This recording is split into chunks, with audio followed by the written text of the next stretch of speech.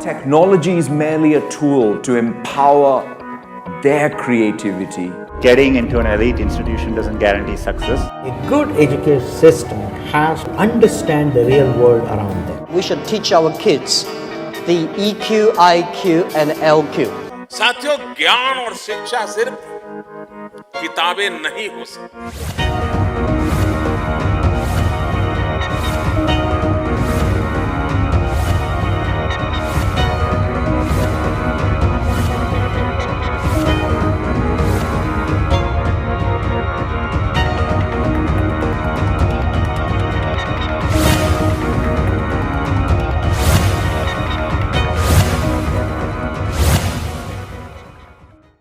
This is Lakshman Reddy. I am the founder of PURNAM.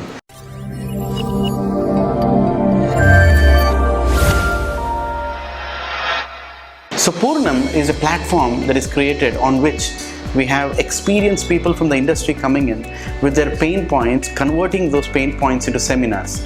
And these seminars are practical, work-related learnings and education which we want to impart to the college students. PURNAM as an initiative is going to talk to all these parties at once. We are trying to bridge the gap between students, parents, colleges, faculty and corporates. When these five people talk to each other, when we bring the needs of all these five people at one place and create a proper framework and courses that will address today's problem. I remember as a child during my education, I used to be a very happy kid, but when I look around right now, and I really feel pity that they're not enjoying their childhood. If I remember my student life, it was filled with fun. It was filled with friends and enjoyment and so many experiences. The whole the rat race for getting into engineering college and then engineering career has killed the sensitive aspects of their life. Students' life today is in itself a struggle. They have so many things to take care of, their work, their studies, their parental expectations, then they have to grab a good job. There are especially two goals that are set for the students. One is to gain grades and the other one is to get into an MNC. We need to design a life according to what we believe in, which is not really happening and which nobody really teaches us. Whenever we are in college, especially students, like our only aim is to get a job. But what's after getting a job?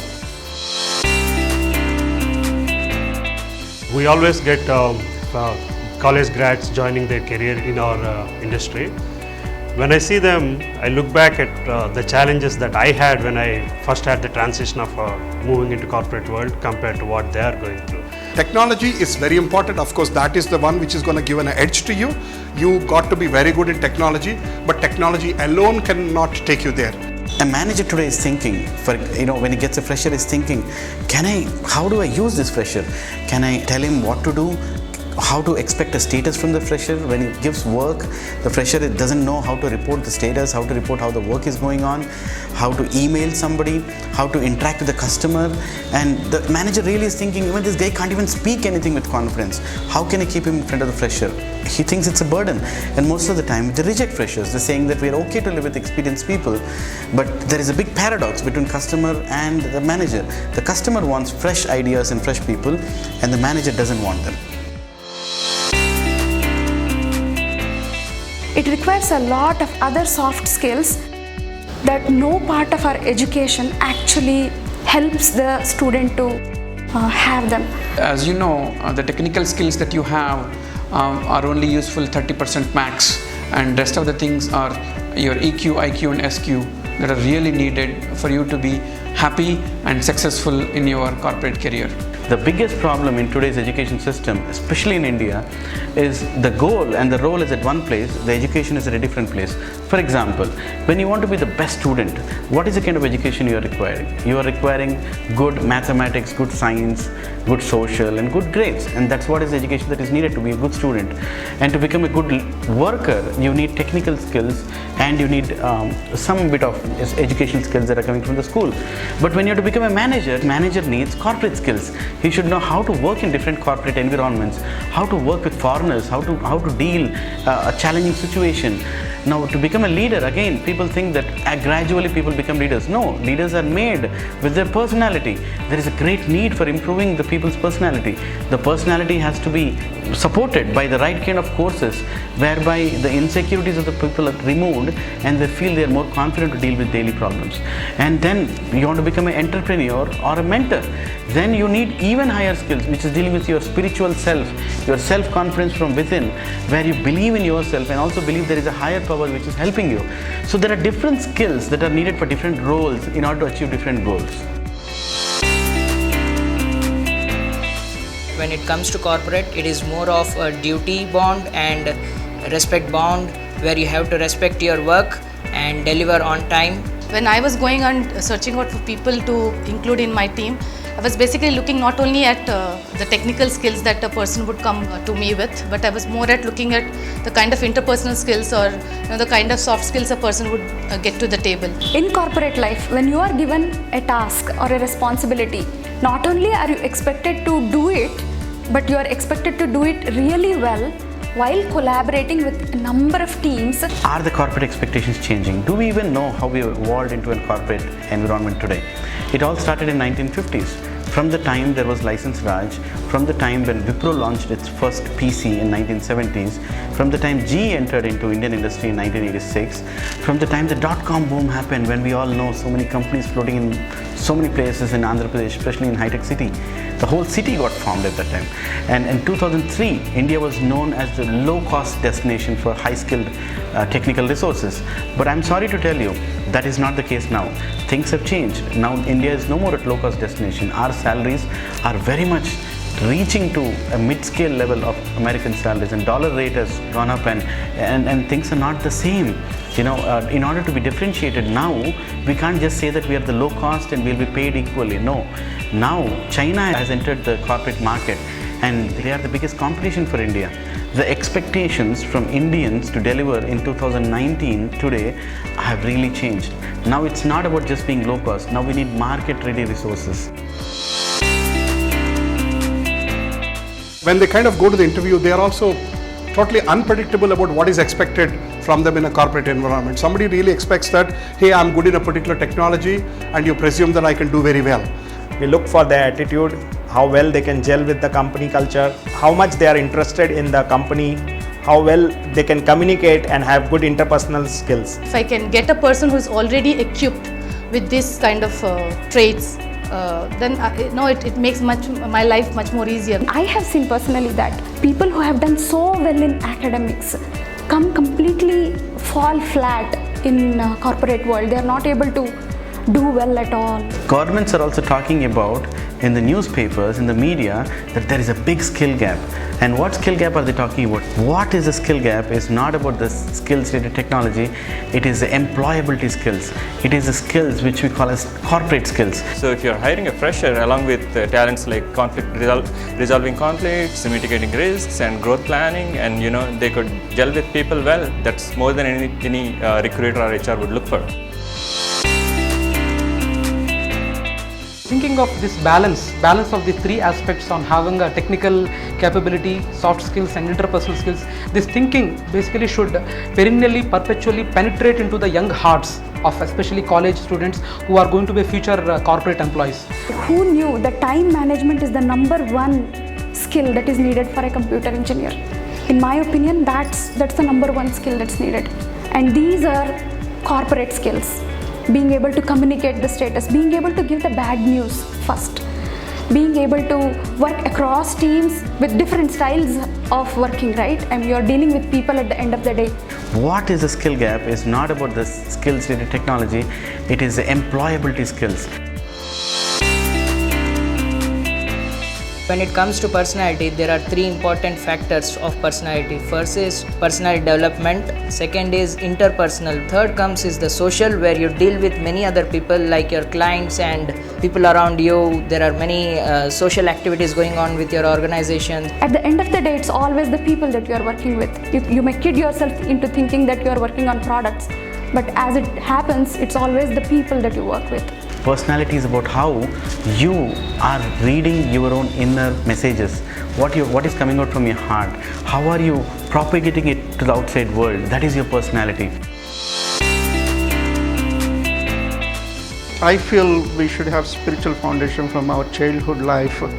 It gives lots of strength and be neutral to any incident, either it's positive or negative. After starting my spiritual journey, it has given me a lot of hope and confidence, and it has made me a stronger girl. Software industry is full of disappointments, and the person who learns to celebrate the disappointments is the person who is going to do it longer. One quote I kind of really like from one of the corporate CEOs is, "Culture eats strategy for breakfast." I see a lot of stress in people, a lot of struggle, a lot of competitiveness, and all this is because of lack of spiritual quotient, which is we call SQ. Spiritual foundation means when we take shelter of energies and powers which are beyond ours, where we stop blaming ourselves for everything that happens around us. And when things don't go as per your plans, that is when your true character comes out. How do you react to situations when they're not going your way? That is what is spiritual foundation. Today, especially students, they are going into so many depressions, suicidal tendencies, psychological disorders. Who is addressing these things? It's not those pills that the psychiatrists give. It is a spiritual foundation that is lacking. First 90 days in office, that is really an essential course. Like, first 90 days, some people will be overexcited, some people will be very calm without knowing what to do and all. PURNAM initiatives are in the right direction. As I said earlier, that's the thing that is missing in the corporate, and both in the corporate environment and in the educational system. I think PURNAM's initiative is something that if given, which if somebody receives at the very early stage of life, would actually really help, because we won't understand what the importance of the things that are taught in the lectures in PURNAM initiative would be until and unless we come in the face to the situations that PURNAM's initiative would have helped us. I really recommend you to actually have a look and go through some of the courses they are offering. I'm sure it will lead you to an incredible journey to become this amazing person you have always dreamt of, but in the journey of life you somewhere lost it. Be it IQ, be it EQ, be it SQ, spiritual quotient. PURNAM aims to make a professional, a complete human being. And corporate skills are in 4 areas. We start with how to get selected, to how to do the job, to the cross-cultural preparedness, and finally the soft skills and presentation skills. Personality development happens when you fix them in 4 areas: emotional, mental, interpersonal, and leadership. There are different seminars we have designed which deal with all these needs, because unless you address all these 4 areas, you can't make a leader out of a person. So we have come up with a very unique way of putting forward the courses in spiritual line as well, which deals with your mind, with your intelligence, with your ego, and with your soul. These only enhance you from within, and when these courses are taken, a person feels secured and very strengthened from within. Our trainers are coming from various disciplines. Our trainers are coming from various types of industries. Our trainers definitely have overseas exposure, and our trainers have taken up so many challenges in life, and they're a complete knowledge bank. So when these trainers come together, we say it is a complete form of education, which is what our students need today. That's why we call it PURNAM.